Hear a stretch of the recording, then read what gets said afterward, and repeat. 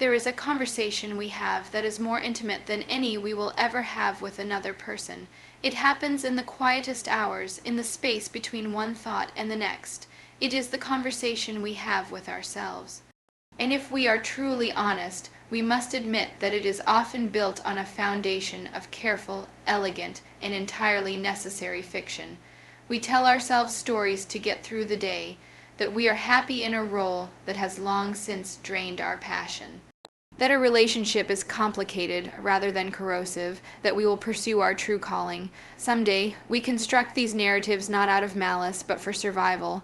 They are the scaffolding that holds us up when the truth feels too heavy to bear. But there comes a point when the scaffolding becomes the cage, and the moment you realize that is the moment you understand, it's time to stop lying to yourself. This isn't about the big, dramatic lies. It's about the small, quiet ones, the "I'm fine" you offer to the mirror, the "I'm just busy" you use to explain away your own neglect of your deepest needs, the "this is good enough" that silences the restless, creative voice within you. These lies are seductive because they are comfortable. They allow us to remain static, to avoid the terrifying uncertainty of change. But comfort is not the same as peace. A comfortable lie will slowly suffocate your spirit, while a difficult truth will set it free. To stop lying to yourself is an act of profound courage. It requires you to sit in the silent, unadorned reality of your own life and ask the most terrifying question: what if I were truly honest? Honest about what brings me joy, not what I think should bring me joy. Honest about the relationships that make me feel more alone, not less. Honest about the gap between the life I am living and the life I feel in my bones I am meant to be living. We are all master storytellers, but our most compelling narratives are not written for an audience. They are composed in the silent theater of our own minds, whispered to ourselves in moments of doubt, fear, or longing. This internal dialogue is the most intimate space we possess, a sanctuary where we are meant to confront our rawest truth. Yet so often we fill this sacred space not with honesty, but with fiction. We construct elaborate, elegant, and entirely necessary lies. They are necessary because the truth, in its unvarnished state, can feel too overwhelming, too demanding, too disruptive to the fragile equilibrium of our daily lives. These lies are the scaffolding we erect to hold ourselves up when the architecture of our reality feels unsound. When a dream feels too distant, we tell ourselves we never really wanted it. When a relationship is causing us pain, we narrate a story of its complexity to avoid the simple, painful truth of its incompatibility. When we are unfulfilled in our work, we frame it as a noble sacrifice for security or for others. This scaffolding serves a purpose. It allows us to function, to get out of bed, to present a coherent face to the world. It is a survival mechanism of the psyche, but a temporary support left in place too long becomes a permanent prison. The scaffolding that once prevented a collapse eventually blocks the light and restricts movement. We become so accustomed to the confines of our own fiction that we mistake its narrow corridors for the entire world. We forget what the open sky of truth looks like. The lie becomes a cage of our own meticulous design, and we become the sole, sympathetic jailer of our own spirit. The moment of realization is not always dramatic. It is often a quiet, dawning horror, a feeling of suffocation in a room you built yourself. This self-deception is so potent because it is crafted with the perfect knowledge of our own vulnerabilities. The lies are tailored to fit our deepest insecurities and our most cherished comforts. They tell us exactly what we need to hear to remain static, to avoid the terrifying, unpredictable journey of authenticity. They are a siren song of the status quo, promising safety in exchange for our freedom.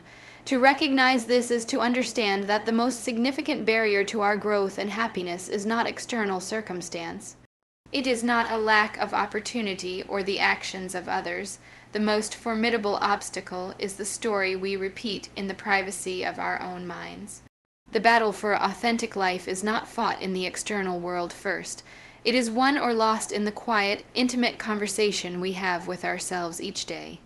The choice to dismantle the scaffolding, to face the temporary discomfort of the unstable structure, is the first and most courageous step out of the cage and into the vast, uncertain, and breathtaking landscape of what is real.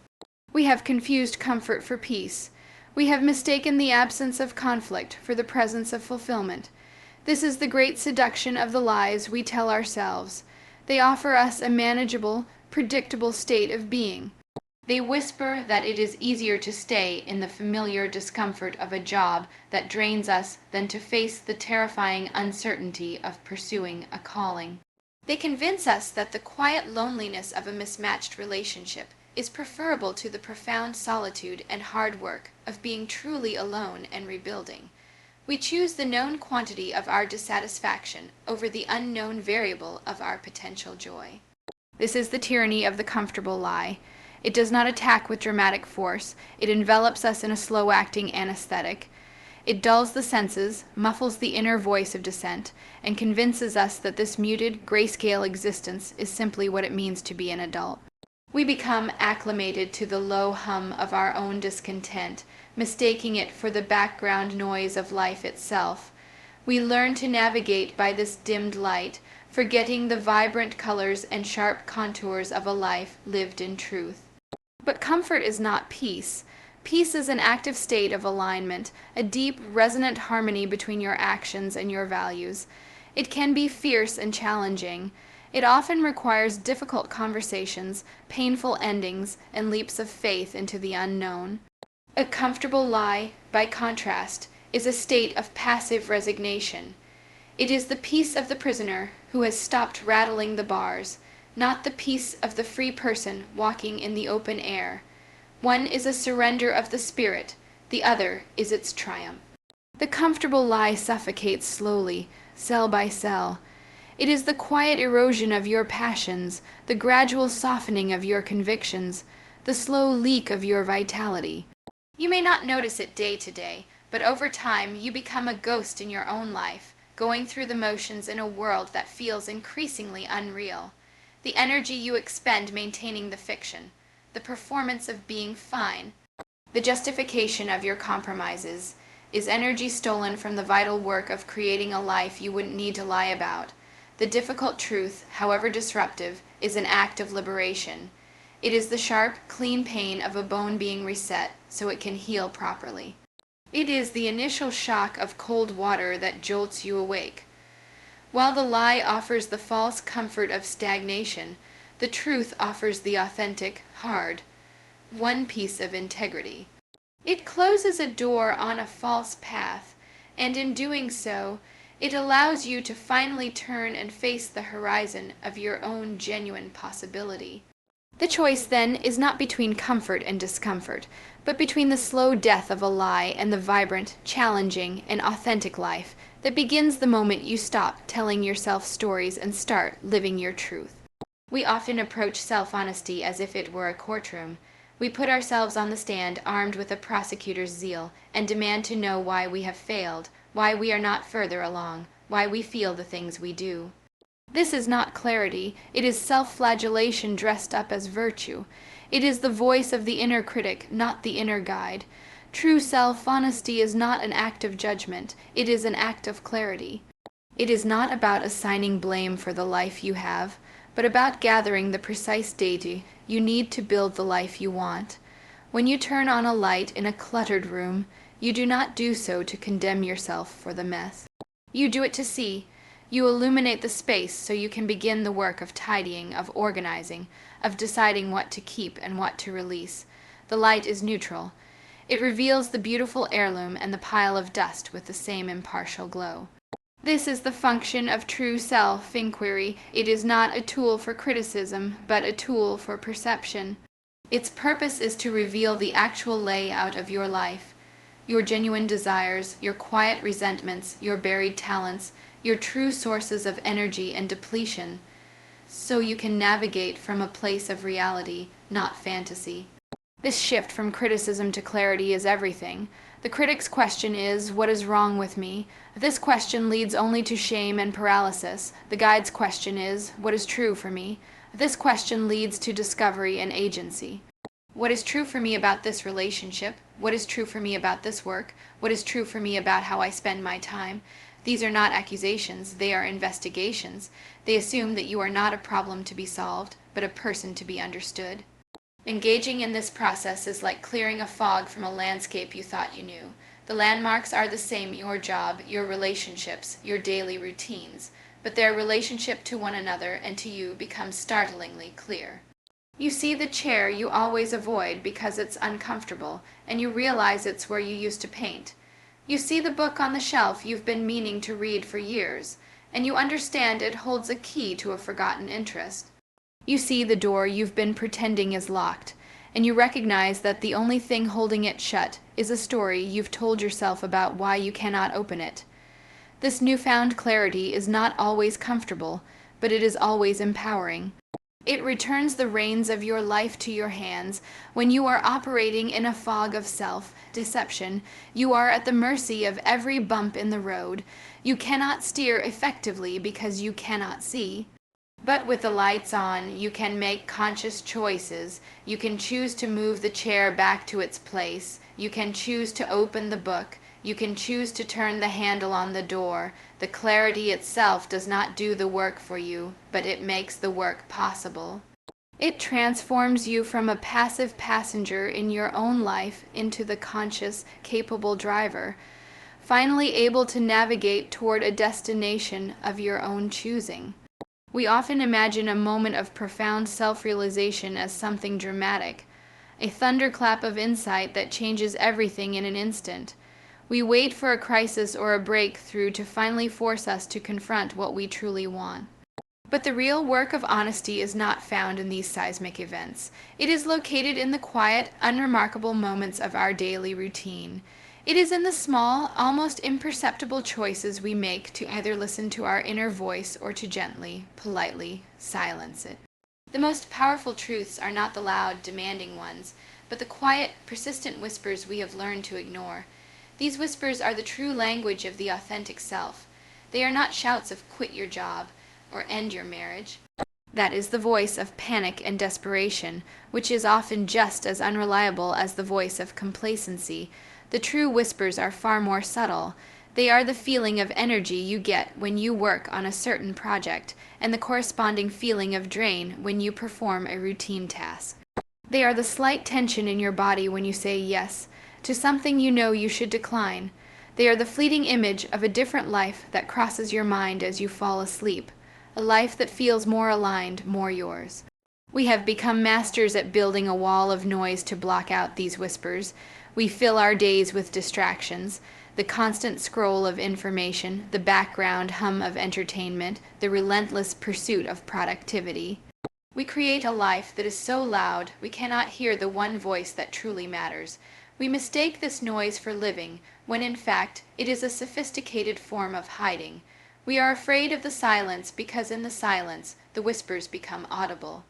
To stop lying to yourself, you do not need a grand gesture. You need to cultivate a new kind of listening. It begins by creating pockets of silence in your day. It is in the 5 minutes after you wake up, before you check your phone. It is in the quiet walk without a podcast in your ears. It is in the moment you pause before automatically giving an answer. In that silence, you can ask the simplest, most powerful question: what is true for me right now? The answer may not be a fully formed plan. It may be a feeling, a sense of unease, a spark of curiosity, a longing for rest, a desire to create. These are the quiet truths. Acknowledging them is the first act of rebellion against the life of quiet desperation. It is how you begin to dismantle the fiction, not with a sledgehammer, but by patiently, gently, turning down the volume on the world and turning up the volume on yourself. Each time you honor one of these whispers, by resting when you are tired, by setting a boundary when you are overwhelmed, by pursuing a small curiosity, you are casting a vote for your authentic self. You are telling the deepest part of you that it is safe to speak up, that its voice is welcome, and that you are finally, truly listening. We often believe that on the other side of our self-deception lies a void. We fear that if we tear down the carefully constructed fiction of our lives, the story of being fine, of being on the right path, of being content, we will be left with nothing but a cold, empty landscape of failure and regret. This fear is what keeps us clinging to the lie, but this is the final and perhaps most cruel trick the fiction plays on us. The truth is, when you stop lying, you are not left with nothing. You are left with the raw, authentic material of your own existence. You are left with you. This authentic material is often messy, complicated, and far from perfect. It is the unvarnished truth of your disappointments, your unfulfilled yearnings, your quiet shames, and your wild, improbable dreams. For years, you may have seen this internal landscape as a problem to be solved or a mess to be cleaned up. You have tried to organize it, label it, or hide it away. But what if you were to see it not as a disaster, but as a foundation? What if the very things you have been running from, the confusion, the passion, the sensitivity, the unconventional desire, are the unique ingredients you are meant to build with? This is the profound shift. The life you are living now is a performance built on a script written by others, by society, by family, by fear. It is a beautiful, polished set, but the props are hollow and the lines feel foreign in your mouth. When you stop performing, the set disappears. For a moment it is terrifying. You stand on an empty stage, exposed, but this empty stage is not a void. It is the most fertile ground you will ever know. It is the space of pure potential, where you are no longer constrained by a pre-written narrative. From this place of raw authenticity, you can begin to build something true. A true connection is not one where you perform the role of the perfect friend or partner, but one where you show up with your authentic fears and needs. A true vocation is not one that simply looks impressive on paper, but one that ignites your curiosity and uses your native gifts, however unconventional they may be. A true life is not a perfect Instagram-ready tableau, but a rich, textured, and deeply personal tapestry woven from your actual experiences, your real struggles, and your genuine joys. This is the ultimate promise of abandoning self-deception. The fiction you have been telling yourself is a beautiful locked room. You have decorated it perfectly, but you are trapped inside. The truth is the key that unlocks the door. On the other side is not a void, but the entire sprawling, unpredictable world. It is a world where you get to be the architect of your own days, guided not by what you should want, but by what you actually want. The messiness is the price of admission to a life that is authentically, uniquely, and powerfully your own. It is far more beautiful than the fiction could ever be, because it is real, it is yours, and it is alive with possibility.